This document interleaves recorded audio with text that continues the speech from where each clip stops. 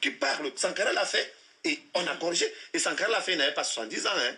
C'est un mec qui avait moins de 35 ans quand il créait les sueurs froides à un papa comme Mitterrand. Il ne faut pas oublier les jours verbaux que Sankara avait contre Mitterrand. Où Mitterrand lui répond que je comprends ta jeunesse. En fait, il lui disait que j'ai comme l'impression que tu ne comprends pas grand-chose de ce qui se passe dans mon précaré français. Et il en a justement été assassiné. Il ne faut pas oublier également que l'assassinat de Sankara, pour revenir à la question plus tard, était une conspiration. Ça pas l'a bien décrit maintenant, mais il y avait un trophée de guerre. Il s'est dit qu'il y avait un trophée de guerre après la mort de Sankara. C'est justement Chantal Compaoré. Il ne faut pas oublier qu'elle serait née soit du Houphouët-Boigny, soit aurait grandi dans la cour du Houphouët-Boigny. Et qu'après la mort de Sankara, ça a été un trophée de guerre qu'on a accordé à Blaise Compaoré pour sceller cette union de la disparition d'un ami avec qui on avait presque tout fait, y compris partager le lit dans les moments les plus difficiles comme la formation de l'ENIA ici au Cameroun. Messieurs, on ne va pas également oublier que Thomas Sankara est mort, hein, il faut le dire, en 87 à l'âge de 38 ans. Précision faite. À l'âge de 38 ans, puisqu'il est né en 1949. Il est mort justement ce 15 octobre 1987. Je vais me tourner vers vous, hein, Patrick Sapak. Jusqu'à preuve de contraire, on a eu l'impression, d'ailleurs en 2014, c'est les populations burkinabées qui prennent l'initiative de bouter dehors Blaise Compaoré, qui avait oublié justement ce qu'ils avaient fait pour leur nation. Parce qu'à un moment donné, parfois, au départ de la révolution, on est d'accord, mais en plein milieu, on voit d'autres enjeux. Celui peut-être d'avoir de l'argent. On regarde plus l'argent. Tout à fait. Et je voudrais rapidement prendre le script pour l'exemple qui doit illustrer justement le caractère persuasif de notre argumentaire. C'est que Paul Biya, en 2012, il a été reçu par l'ambassadeur du Cameroun, de France au Cameroun. C'est-à-dire qu'il se déplace pour aller dans une organisation, enfin la rencontre entre les deux organisations patronales françaises et camerounaises, c'est-à-dire le MEDEF et le GICAM. Alors, il va avec l'ambassadeur de France au Cameroun dans le même avion. C'est à lui que François Hollande demande d'aller recevoir son type à l'aéroport. Vous comprenez? C'est-à-dire que c'est Bruno Gant qui reçoit Paul Biya à l'aéroport. Donc, pour parler de la réciprocité et le caractère cauchemardesque de ces histoires sur la réciprocité, les exigences diplomatiques et tout. Mais quand on revient sur, justement, le Burkina Faso, je l'ai dit, que Blaise Serial Killer Compaoré restera l'illustration la plus historiquement prouvée du ponce-pilatisme de l'État en Afrique ces 40 dernières années. Il n'a jamais eu le courage de reconnaître le certificat de vie et le certificat de mort de Thomas Sankara. C'est lui qui a impulsé pour dire qu'il est mort de suite, il est décédé de mort naturelle, alors que nous venons de décrire justement les contours qui ont entraîné l'assassinat de ce monsieur. Alors il a dit, je n'ai jamais rêvé de pouvoir, je ne vais jamais m'éterniser au pouvoir. Alors, il a organisé une escroquerie politique en 1988 dans ce qu'il a appelé lui-même transition, dans le 88 jusqu'en 91. Après la première et autre escroquerie est arrivée cette fois-là formalisée avec cette histoire du Vent d'Est. Et il est resté là 5 ans pour la première fois, 5 ans encore pour la deuxième fois. Et puis en 2002, justement, intervient une modification de la Constitution qui a installé l'article 37 qu'il a lui-même promulgué. L'article 37 limitait les mandats présidentiels à 5 ans, renouvelables une fois. Alors, il a fait 10 ans dans cette main lourde despotique sur le peuple africain, parce que l'assassinat de Sankara, vous savez, nous étions au lycée, on commençait encore le secondaire, nous étions étonnés que nos parents soient tristes ce matin-là, du 16 octobre.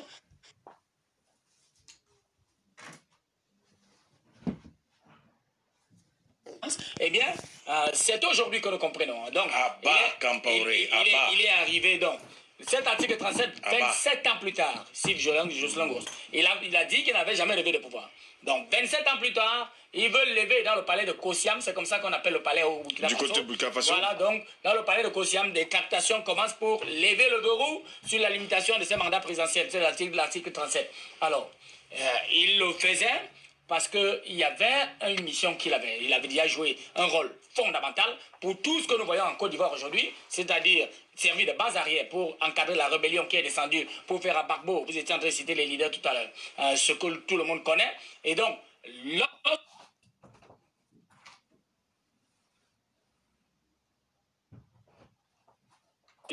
la gouvernance de ce Compaoré-là décide de mettre un terme, parce que l'article 37, nous étions sur un autre média à l'époque, vous et moi, où nous avons mis sur la place publique justement cette mauvaise intention de toucher à l'article 37, ce qui a poussé le peuple burkinabé à sortir pour demander à ce monsieur-là de s'arrêter, parce que le Burkina Faso, c'était une république, ce n'est pas une monarchie, donc il n'a pas besoin de décider à la place des Ivoiriens, à la place des Burkinabés, oui.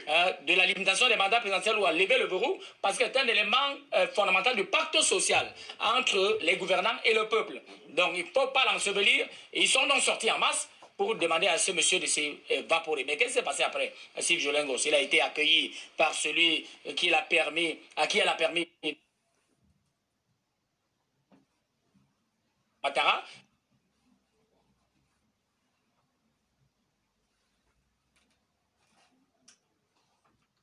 Il a été fait ambassadeur au niveau de Moyen-Orient.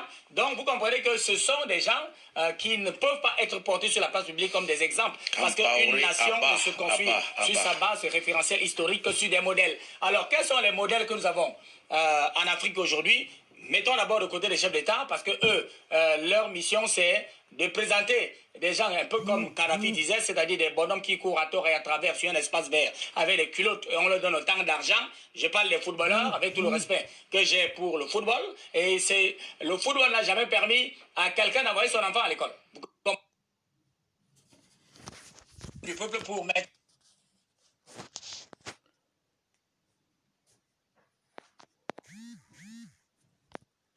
qui interpelle le gouvernement.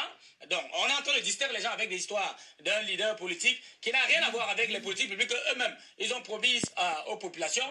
Donc, voilà la stratégie de l'esquive qui permet que, lorsque vous parlez de panafricanisme, où on colle le statut de panafricaniste à tous les chefs d'État, à certains chefs d'État, donc je ne sais sur quelle base, vous savez... Peut-être parce qu'il y a eu de l'argent aussi. Mais bien évidemment. Le panafricanisme gombotique. Voilà, c'est de ça qu'il est question. Et c'est pour ça que c'est bien de relever que DBS doit partir sur une autre... Si vous avez des panafricanistes de haut vol sur ces plateaux à DBS, c'est bien parce que la logique reste la bonne, parce que le jour où la logique va être la mauvaise, eh bien, vous n'allez plus voir un seul panafricaniste. Ah, bien sûr. Alors donc c'est de ça qu'il est question. L'Afrique est super, il ne faut plus bluffer le peuple africain. Personne ne va bluffer le peuple africain parce que nous sommes là derrière pour vérifier exactement qui fait quoi et justement pour sortir les éléments pour montrer qu'on est panafricaniste. Mais c'est clair, Sylve Jolingos, nous les citons tous les jours. Les accords de coopération uniques, donc il faut rompre avec le franc CFA, une monnaie de singe qu'on connaît bien.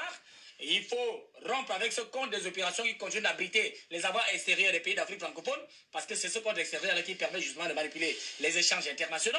Et il faut rompre avec le contrôle des banques centrales qui sont contrôlées par la Banque de Paris, parce que les banques centrales BCAO, BA, etc., ou encore la Banque islamique des Comores, c'est des gigantesques institutions bureaucratiques qui ne peuvent produire aucune politique monétaire. Et les gens sortent avec des costauds de veste pour dire non, je travaille à la BA, je travaille à la BCAO, alors qu'ils vont là-bas prendre cette monnaie de singe pour faire croire aux Africains qu'ils travaillent pour eux, alors que c'est totalement du pipeau. Donc il faut regarder le fonctionnement. Bon, maintenant il y a des chefs d'État. Par exemple, comme Obiang Nguema, qui a... Il ne faut pas oublier la langue française.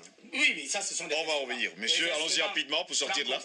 Commonwealth, des choses comme ça, c'est pour ça qu'il y a jamais. Au niveau de la Gambie, il a demandé qu'on arrête tout ça et on va rentrer dans la culture musulmane là-bas. Mais on a ramené un autre bandit, Adama Barrow, qui est venu remettre tout ça en place. L'homosexualité, tout ce qui va avec. Donc, quand on se retrouve avec ces dirigeants-là, eh bien, vous allez voir que Obiang Nguema est arrivé dans le franc CFA à la faveur du fait que Houphouët-Boigny et Omar Bongo lui ont dit bon, comme tu viens d'hériter d'un pays totalement délabré sur le plan économique avec Mathias Nguema qui n'a pas pu gérer ces révolutions-là, eh bien, entre dans le franc CFA. Donc, il a tué, il faut pas oublier. Entre dans le franc CFA parce qu'il y a la garantie monétaire. La garantie monétaire, alors que la France ne peut garantir aucune monnaie. Même l'euro, ce n'est pas la France qui fabrique l'euro. Donc, elle ne peut pas garantir justement les échanges, parce que vous savez que le franc CFA, l'un des piliers, c'est que cette garantie monétaire doit permettre qu'on apporte des devises aux pays africains qui n'ont pas suffisamment de devises pour leurs importations. C'est cela, le sens de la garantie monétaire, alors que ça n'existe nulle part. Vous vous souvenez qu'au Cameroun, pour ceux qui sont camerounais, eh bien, on a refusé de donner un peu d'argent au Cameroun, justement, pour financer certaines de ces importations, parce que le Cameroun avait acté, justement, cette demande-là au niveau de Paris. Donc, derrière Obiang Nguema, lorsqu'il est rentré, mais il y a un article 17 dans les accords monétaires revus de 72 et 73 respectivement à Brazzaville et à Dakar, qui précise que lorsqu'un chef d'État se sent lésé dans cet accord et qui sent que cet accord lui est préjudiciable, il peut le dénoncer et puis mettre en place des passerelles intermédiaires pour la convergence et le réajustement macroéconomique et présenter une nouvelle monnaie. Ça, c'est dans les accords monétaires de 72 et 73. Alors, mais ça, c'est pour plaire à l'opinion, puisque derrière, on signale le chef d'État.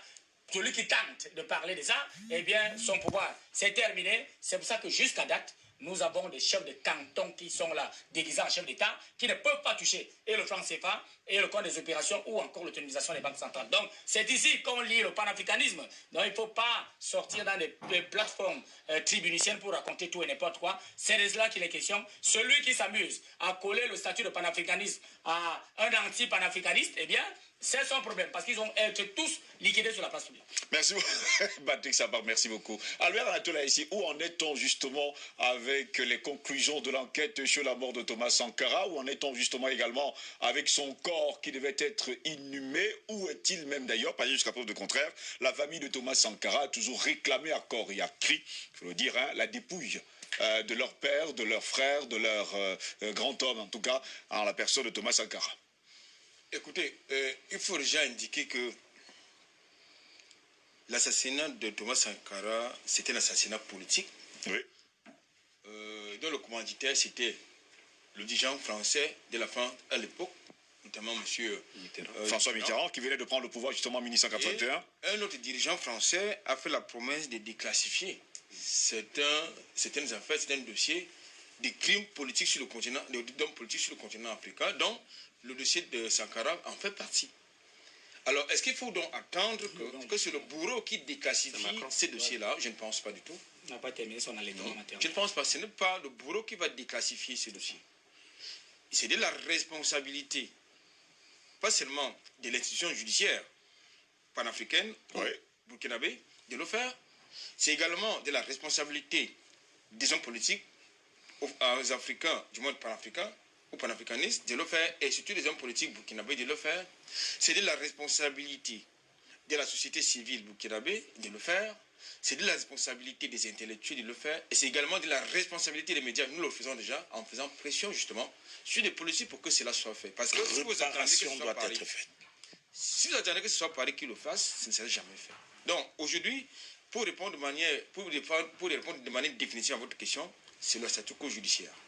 C'est toujours un statu quo. C'est le statu quo judiciaire. Pourtant, on avait dit la dernière fois qu'on allait justement sur la dépouille pour voir si un temps soit peu, avec les ADN, si c'est lui justement qui était enterré à l'endroit. Nous avons cru à un moment donné qu'avec, n'est-ce pas, le changement de pouvoir du côté du Burkina Faso, la lumière allait être faite, n'est-ce pas, dans ce dossier-là de procédure. Malheureusement, même avec l'arrivée de Christian Kaboré, c'est encore le statu quo. Allez comprendre pourquoi. C'est très facile à comprendre parce que justement, il n'est pas panafricaniste. Christian Kaboré n'est pas panafricaniste. Christian Kaboré. J'ai eu la chance d'échanger à la suite de Haïti avec Mariam Sankara qui m'a dit, je suis en train d'apporter de l'eau à votre moulin. Mariam Sankara qui m'a dit qu'elle est au bord de l'AVC pour ce problème-là, parce qu'elle ne peut même pas indiquer exactement ce qui s'est passé. Elle ne peut pas lui dire à ses enfants justement où est enterré leur père. Allez-y, Albert Anatola.